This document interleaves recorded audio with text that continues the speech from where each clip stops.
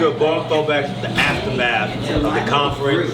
I'm surrounded by legends and icons, and right now I'm gonna ask a question, a real question, and they're gonna give you an answer and a solution, right? So we're gonna take from left to right. Give me the biggest problem in Ballroom, and give me the solution, your solution, and give me, do you really think the problem can be solved? Stasha, you take it first. Okay. One of the big problems that I think that I have when male figures try to make female figures go against each other.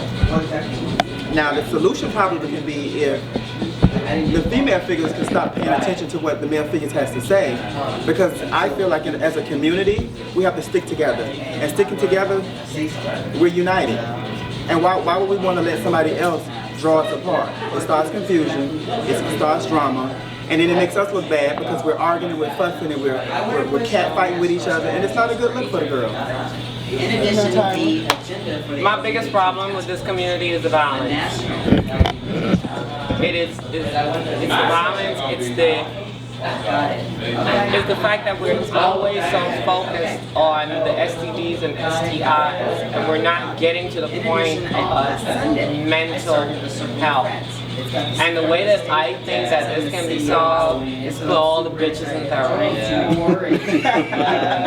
Everyone. Everybody. Listen, if you are working with this community, you need an outlet. We are so structured into, oh, I got it, I'm good. Especially in the black family, because I ain't talking to you about that. No. But we need to have an outlet. You need the Kellys and the Tonys and all that stuff. Take them to a psychiatrist. A psychiatrist, not a psychologist. A psychiatrist. I am on antidepressants. I love them. But no, I'm gonna be so honest with y'all, because you know what? We don't know our value. Yes, those antidepressants are good, baby. You need to check out that selective 40 milligrams, honey. You'll be smiling all the time.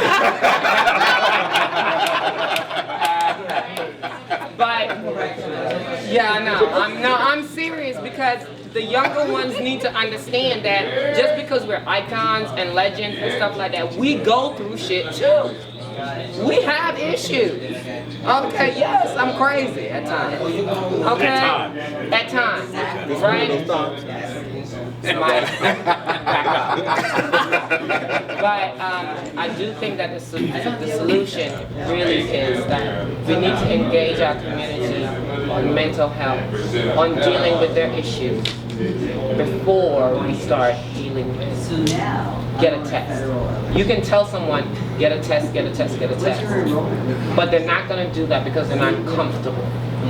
Okay? Well, touching on that, to go interrupt you, but touching on what Mike said yesterday, do you think that's why a lot of it leads into having to get a test because of a situation like that? Mental health, self-esteem, all that linked together. No, we're not dealing with mental health. Right, that's what I'm saying. We're just saying. If we more focused on mental health, I do feel, I don't know if y'all look, sometimes I post, but there's a lot of mentally, unstable people in the scene that you talk to. You know what I'm saying? Yeah. And when I talk to some of the kids in the scene, some of these kids are 16, 17 years old, and they're not even right. So, and we're pushing them out there in the scene. Because they're coming from places of hurt and pain. Right, and even though their identity, when you have somebody that gets in drag one week, and then they get implants the next week, and then they're on drugs the next week, and then, that's an issue that people not realizing right here. But I think that we're all in for it, because sometimes we'll push our girls out. A lot of times what we're doing is looking for numbers, especially in the CBO, the agencies. We're looking for numbers. If you want those numbers, engage those people. And the way to engage those people is to let them know, I want to hear what is going on with you. Oh, by the way, you spoke to me for an hour. On your way out, take a test.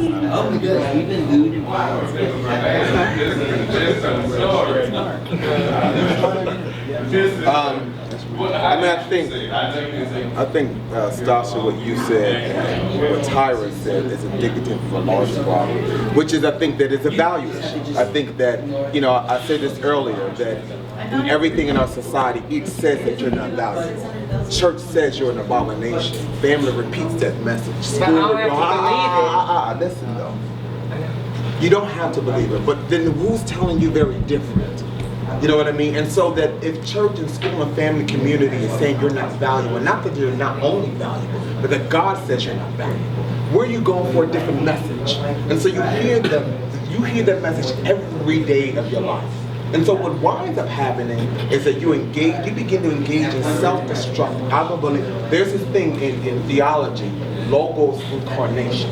Logos means the word. Incarnation means came to. So the word came to flesh. Jesus is the logos incarnation. So when you tell someone that they're an abomination, the incarnation is that you believe that you are. And so then it happens. So that, to me, that's my belief around the AIDS industrial complex. That the belief that you're predisposed to be HIV positive simply because you're black and gay, because you've been told you're an abomination. And I think that that's indicative of larger problems. I think that's indicative of a lot of the violence. I think it's indicative of us, some people engaging in drugs to self-medicate hurt and pain.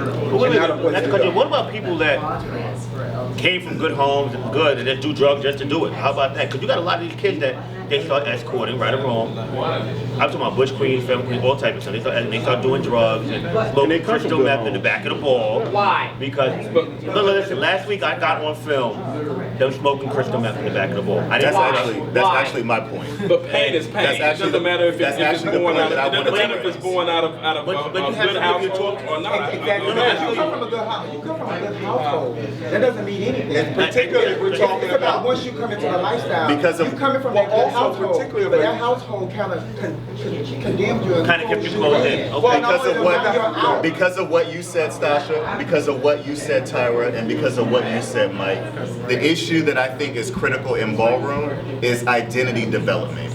That is the real issue. Because at the end of the day, it doesn't matter where you come from, who you are, what you look like, what your gender is, what your sex is. If you did not have a process by which your identity was affirmed as a young person growing up, you're going to be fucked up. Values are going to be off.